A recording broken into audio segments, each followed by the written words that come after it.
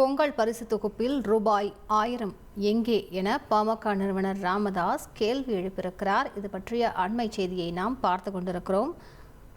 திமுக ஆட்சியில் கடந்த 2 ஆண்டுகளாக பொங்கல் பரிசு தொகுப்பில் மக்களுக்கு வழங்கப்பட்டு வந்த 1000 ரூபாய் இந்த முறை காணாமல் போயிருக்கிறது. மக்களை ஏமாற்றும் வகையிலான இந்த அறிவிப்பு கண்டிக்கத்தக்கது எனவும் பேசியிருக்கிறார். இது பற்றிய அண்மை செய்தியை நாம் பார்த்து கொண்டிருக்கிறோம்.